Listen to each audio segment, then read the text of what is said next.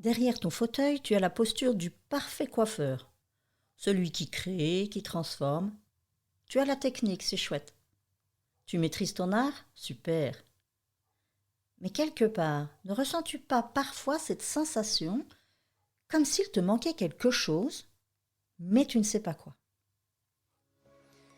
Alors aujourd'hui, j'ai envie de te parler d'un aspect du métier que l'école ne nous enseigne pas spécialement. Non.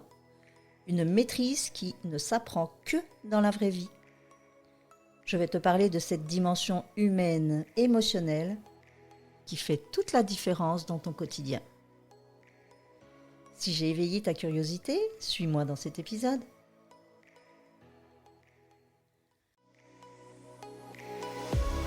Le cheveu fil de l'âme, le podcast qui tisse des liens entre vos cheveux et vos émotions. Préparez-vous à voyager au cœur de vous-même pour une exploration profonde des racines émotionnelles qui se cachent derrière chaque mèche. Chaque semaine, je viendrai vous parler de mes différentes rencontres, parfois ponctuées de témoignages, et je vous aiguillerai sur la reconnexion à vos émotions pour reprendre les rênes de votre vie et comprendre les messages au travers de vos coiffures. Tu l'aimes ton métier, j'en suis sûre, mais parfois, est-ce que tu n'as pas la sensation de t'ennuyer? Est-ce que tu te sens pas enfermé dans ton quotidien? Tu sais, cette impression de répéter toujours les mêmes gestes, comme un automate. N'as-tu jamais eu ce ressenti à l'intérieur de toi? Que tes journées manquent d'humanité? De lien? Est-ce que tu le ressens, là, dans ton corps et dans ton cœur? Ce quelque chose de plus profond. Ce lien, il ne demande qu'à être créé. Les clientes, elles ne sont pas juste des têtes à coiffer, non. Tu te souviens? À l'école d'apprentissage scolaire, on nous disait que chaque étape était importante. Et c'est tout à fait juste. Depuis l'accueil de la cliente jusqu'à sa sortie. À l'époque, moi en tout cas, ce que je ressentais là derrière, c'était plutôt qu'il y avait un intérêt plus commercial qu'autre chose, parce que c'est un peu que on te disait qu'une cliente bien accueillie, c'est une cliente qui va revenir. Mais en fait, c'est quoi une cliente bien accueillie? Tu sais, ton salon, c'est un endroit privilégié pour créer du lien avec les personnes que tu coiffes. Tu n'as peut-être pas la possibilité alors de prendre en main la cliente depuis le début. C'est-à-dire qu'il y a des salons dans lesquels il y a beaucoup de monde. Chaque personne a son rôle. Il y a des salons, bien souvent, où on va conditionner une personne juste à la couleur, l'autre au shampoing, l'autre à la coupe, et ainsi de suite.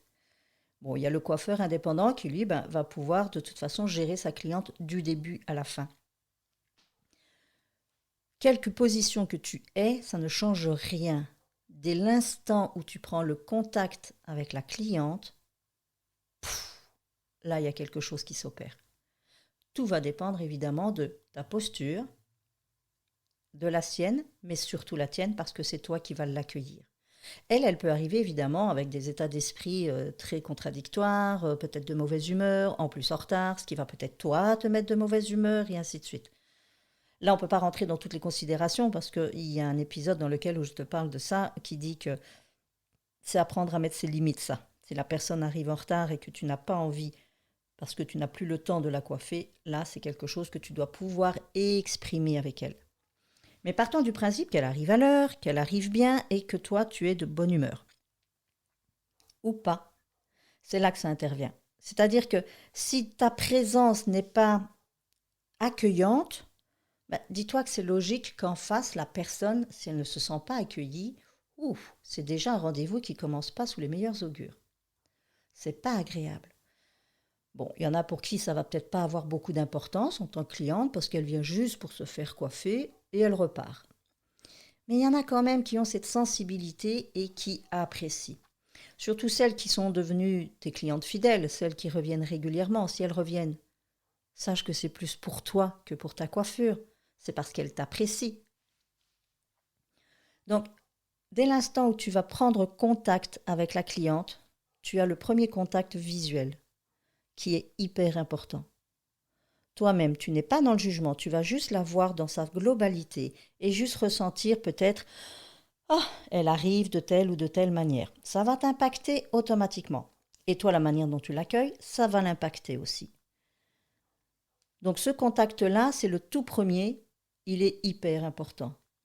Et puis, tout au long du processus, tout au long de son rendez-vous, si même à un moment donné, tu es dans la situation où la cliente va être mise dans les mains de quelqu'un d'autre pour faire le shampoing, là, j'ai envie de dire, c'est ton rôle d'écoller, je vais dire, soit ton apprenti, ta stagiaire, ton ouvrière, je ne sais pas qui, quel collaborateur ou collaboratrice sera avec toi, de lui apprendre aussi à créer ce lien avec la personne. Je dis toujours, les clientes, c'est pas une tête postiche qu'on vous met entre les mains et qu'on coiffe comme on en a envie, ou enfin même en suivant ses besoins, ses désirs. C'est vraiment avoir cette sensation qu'on a réellement, de toute façon, c'est humain entre les mains. Toucher une cliente, c'est pas anodin. On a beau dire le cheveu est une matière morte, il n'y a pas que le cheveu que vous touchez. Vous avez un contact physique avec son corps. On est sur la tête. La tête est une extrémité qui est parfois hypersensible chez certaines personnes. C'est pas évident, sachez-le. Il y a un contact, il y a quelque chose qui passe. Alors il y a des gens qui vont être totalement fermés parce que voilà, c'est pas le moment le plus agréable du shampoing. Après on les coiffe, on va dire ça passe, mais il y en a, elles sont vite contentes que ça se termine parce qu'elles ont quand même du mal. Donc de là en tenir compte. Et puis s'installer, mettre la cliente à l'aise, vraiment la couconner. Ce n'est pas qu'un billet de banque, j'ai envie de dire. Non, non, c'est un être humain qui vient aussi créer du lien. Quand ça c'est compris, au niveau de la clientèle, il se passe quelque chose au niveau, j'ai envie de dire, de l'ambiance générale, mais un truc magique. C'est super beau. Et puis là, en tant que coiffeur, où tu peux être très surpris, c'est que tu vas commencer peut-être à ressentir des choses que tu n'as jamais ressenties avant. Parce que beaucoup de coiffeurs font la coiffure pour la coiffure. C'est pas péjoratif, c'est pas une critique, c'est juste de dire ok, madame elle vient, je lui fais son shampoing, je lui fais sa coupe, sa couleur, enfin tout ce qu'elle demande, et puis elle paye, elle s'en va, ok. Mais il y a quand même une humanité là derrière, très forte. Alors ceux qui pratiquent le côté, on va dire, énergétique, le savent et le pratiquent déjà. Mais j'ai envie de dire que pour tout coiffeur, c'est hyper important. Votre salon prendra une dimension complètement différente. Cette ambiance qui va régner là toute la journée, ça va vous nourrir, vraiment. Tu seras plus épuisé comme ça de faire du travail répétitif à la chaîne. En mettant ce côté plus humain, tu vas avoir quelque chose de plus détendu. Tu vas t'exprimer, elle va s'exprimer, vous allez vous écouter mutuellement. Je ne dis pas que toutes les conversations vont être super riches et super agréables ou quoi. Non, il y a des gens qui n'ont pas envie de parler, il y a des gens qui vont te déverser leurs problèmes. Là aussi, dans l'épisode précédent, j'en parle, tu peux aller voir qu'à un moment, il faut apprendre aussi à te protéger. Tu peux être empathique, tu peux écouter la personne, et puis, j'ai envie de dire, ressentir ce qu'elle ressent, mais comprendre ce qu'elle ressent, mais ne pas le ressentir. Ça ne t'appartient pas.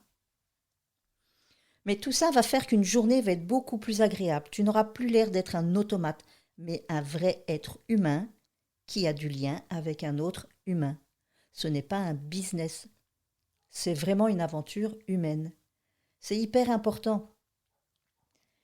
Créer du lien, c'est ce qui compte dans la vie même de tous les jours. Il n'y a pas qu'au salon. Tu crées du lien tous les jours avec des amis, des collègues, des gens de passage. Créer du lien ne veut pas dire qu'on tombe en amour avec tout le monde. Non, mais c'est d'avoir de l'authenticité, d'être capable même d'être vulnérable. Et c'est vivre une relation saine avec tout le monde. Alors ça peut paraître un petit peu farfelu, un peu exagéré, un peu... Non, ça devrait être le quotidien. Mais j'ai envie de te dire, commence par ton salon. Parce que ton salon, c'est quand même là que tu passes la majorité de ton temps. Soyons clairs, plus qu'à la maison. Ça dépend des horaires de chacun, mais bon, on va dire un travail plus ou moins général, c'est 5 jours semaine. Il t'en reste plus que 2 pour passer à la maison, donc là, c'est une vraie plaine de jeu, ton salon. Donc vas-y, amuse-toi, vraiment, prends du plaisir. C'est vraiment important. Important pour toi comme pour la cliente. Vous avez tous les deux une posture importante, l'un envers l'autre. C'est pas comme si, tu sais, on dit souvent des indépendants, le client est roi. Donc, si tu n'as pas de clientèle, tu n'as pas de travail. Oui, ça, je suis d'accord. C'est valable pour toutes les professions, pour toutes les approches. Sauf qu'il y a aussi la manière dont toi, tu vas apporter ton travail à la personne. Comment elle va le recevoir.